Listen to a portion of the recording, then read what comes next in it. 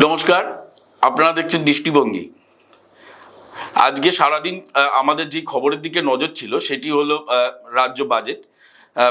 2026-এর নির্বাচনের আগে রাজ্যের তৃণমূল সরকারের শেষ বাজেট, যেটি বাজেটটি পেশ করলেন হচ্ছে অর্থমন্ত্রী চন্দ্রিমা ভট্টাচার্য।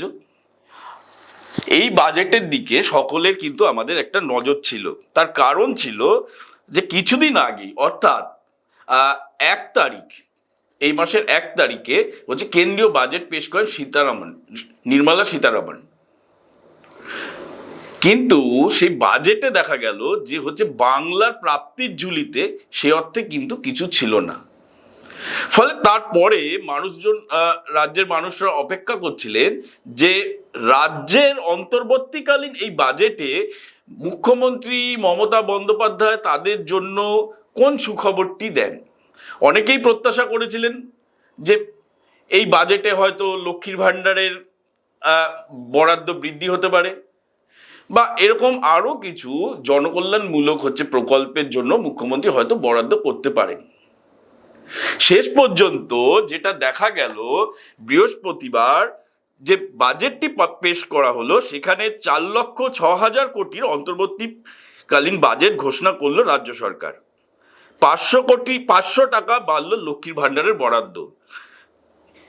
এবং বাংলার যুবকদের জন্য একটি সুখবর, যুবসাথী প্রকল্প ঘোষণা হলো, যেখানটায় 21 থেকে 40 বছর বয়সীদের মাসিক 1500 টাকা করে আর্থিক সহায়তা দেওয়া হবে।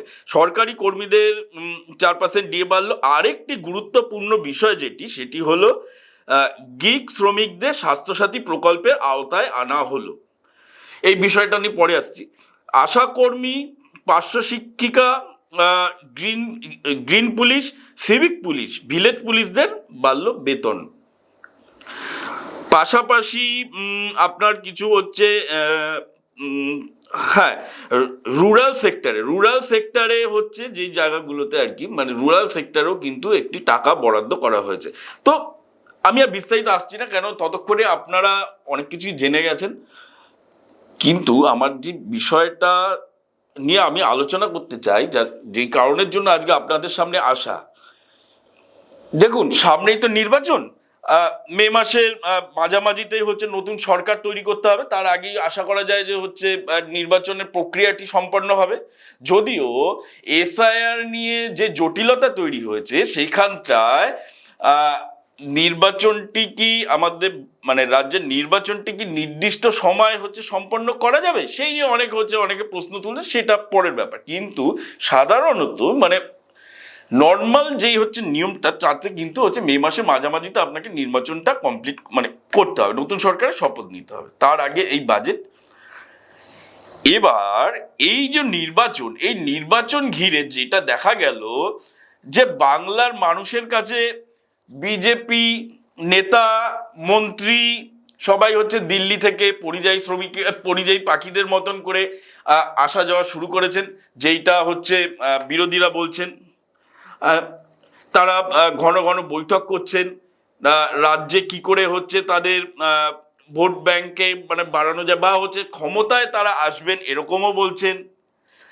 কিন্তু যে রাজ্য নিয়ে তারা স্বপ্ন দেখছেন বা বলছেন, সেই রাজ্যের জন্য কিন্তু কেন্দ্রীয় বাজেটে কিন্তু কোনো কিছুই বরাদ্দ হলো না এবার। সেই ক্ষেত্রে দেখা গেল মমতা বন্দ্যোপাধ্যায় মানে কল্পতরু ভূমিকায় কিন্তু অবতীর্ণ হলেন এবং রাজ্যের মানুষের জন্য একের পর এক হচ্ছে প্রকল্পের ঘোষণা করলেন। এই যে তখন বললাম যে গিগ শ্রমিকদের স্বাস্থ্যসাথী প্রকল্পের আওতায় আনা হলো। এই গিগ শ্রমিকদের ব্যাপারটি কেন এতটা গুরুত্বপূর্ণ, দেখুন এখন বর্তমান সময় যেই সেক্টরটা বেশ হচ্ছে মানে তরুণ প্রজন্ম কাছে মানে মানে কর্মসংস্থানের বিষয় হয়ে দাঁড়িয়েছে, যে আপনার বিভিন্ন ধরনের হচ্ছে ডেলিভারি বয় যারা, সেই জোম্যাটো থেকে আরম্ভ করে সুইগি থেকে আরম্ভ করে এই ধরনের যারা, তাদের যে একটা মানে সামাজিক নিরাপত্তার ব্যবস্থা, তাদের সুরক্ষার ব্যবস্থা, সেইটা নিয়ে তারা দীর্ঘদিন ধরে দাবি জানিয়ে আসছেন এবং কেন্দ্রীয় সরকারের কাছে তারা এই নিয়ে আবেদন জানিয়েছিলেন। কিন্তু অথচ সেই মোদী সরকার মুখে নানা রকম কথা বললো কিন্তু কিছু করেননি। অথচ রাজ্য সরকার, মুখ্যমন্ত্রী মমতা বন্দ্যোপাধ্যায় কিন্তু তাদের কথা ভাবলেন এবং এই গিগ শ্রমিকদের কিন্তু স্বাস্থ্যসাথী প্রকল্পের আওতায় আনলেন।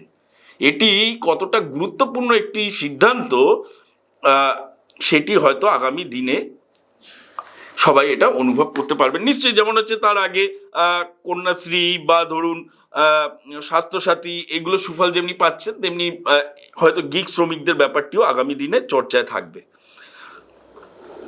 এবার আসি যে এই তো গেল রাজ্যের বাজেট, এবং এই যে বললাম কেন্দ্র হচ্ছে কোনো কিছু হচ্ছে ঘোষণার দিকে, ঘোষণার পথে যেহেতু রাজ্যের জন্য কিছুই বরাদ্দ করলো না, ফলে রাজ্যের যে বঞ্চিত যে অভিযোগটা, যে বাংলাকে বঞ্চনা করছে, সেই অভিযোগটা কিন্তু আবার কিন্তু একটা প্রতিষ্ঠিত হয়ে গেল। এক্ষেত্রে এখন সব থেকে বড় প্রশ্ন, এবং সব থেকে বড় প্রশ্ন যাদের মনে তৈরি হয়েছে তারা কিন্তু হচ্ছে বিজেপি কর্মী সমর্থকরা। তারা পড়েছেন হচ্ছে মহা বিপদে। বিপদটা হলো এই, তাদের তো এখন হচ্ছে গ্রামে গঞ্জে বা অন্য জায়গাতে তাদের হচ্ছে ভোট চাইতে যেতে হচ্ছে, মানুষকে বোঝাতে হচ্ছে যে কেন তৃণমূল সরকারকে নয় বিজেপি সরকারকে হচ্ছে, বিজেপিকে হচ্ছে ক্ষমতায় আনতে হবে। এখন তারা কেন্দ্রীয় বাজেটের বরাদ্দ নিয়ে যেমনি কিছু বলতে পারছেন না, উত্তরবঙ্গের জন্য যেহেতু বিজেপির উত্তরবঙ্গে একটু শক্ত ঘাঁটি আছে, উত্তরবঙ্গে দু একটি ছোট ছিটে ফোটা এই শব্দটি রাখা ভালো, ছিটে ফোটা কিছু হচ্ছে দেওয়া হয়েছে, কিন্তু সেটিও সে অর্থে খুব বড় কিছু নয়। তো ফলে বিজেপির নেতা কর্মীরা কিছুতেই কিছু বুঝিয়ে উঠতে পারছেন না। আর তারপরে আজকে রাজ্য বাজেটের পর তারা তো এখন মুখে কুলু, ফলে তারা এখন বুঝে উঠতে পারছে না কি করে হচ্ছে এই মমতা ব্যানার্জির এই বাজেটের মোকাবিলা করবেন। ফলে যেটা দেখা যাচ্ছে যে নির্বাচনের দিনক্ষণ অর্থাৎ নির্ঘণ্ট ঘোষণার আগেই বিজেপি যেন মমতা বন্দ্যোপাধ্যায়ের কাছে 10 গোল খেয়ে বসে আছে। হেন পরিস্থিতিতে বিজেপি নিচুতলার এমনকি রাজ্য স্তরের অনেক নেতা নেত্রীরা অভিযোগ করতে শুরু করেছেন, বিজেপির নিচুতলার কর্মী, শুধু নিচুতলার কর্মী নয়, রাজ্য স্তরের নেতা নেত্রীরাও হচ্ছে বলতে শুরু করেছেন, নানা রকম অভিযোগ করতে শুরু করেন যে কেন্দ্রীয় নেতারা বারবার আসছেন, বৈঠক করছেন, সবই ঠিক, কিন্তু কোথাও কি অমিত শাহ নরেন্দ্র মোদীরা রাজ্যে পালা বদলের ব্যাপারে খুব দৃঢ় প্রতিজ্ঞ? যদি তাই হতেন তাহলে হয়তো রাজ্যের বাজেটটা অন্যরকম হতো। কেন কিনা দেখুন, গত বাজেটে দেখা গেল, তারপর ওই বাজেটের পরে হচ্ছে ছিল অন্ধ্রপ্রদেশ বিহারের নির্বাচন, অন্ধ্রপ্রদেশ এবং বিহারকে দুহাত উপর করে হচ্ছে দিয়েছিলেন নরেন্দ্র মোদী। কিন্তু বাংলায় যখন আসন্ন নির্বাচন, বিজেপি যখন বলছে তৃণমূলকে সরিয়ে তারা ক্ষমতায় আসতে চাইছে, মানুষকে তারা বোঝাচ্ছে, অথচ বাংলার জন্য, বাংলার মানুষের জন্য কিন্তু তারা এখনো কিছু করে উঠতে পারলেন না।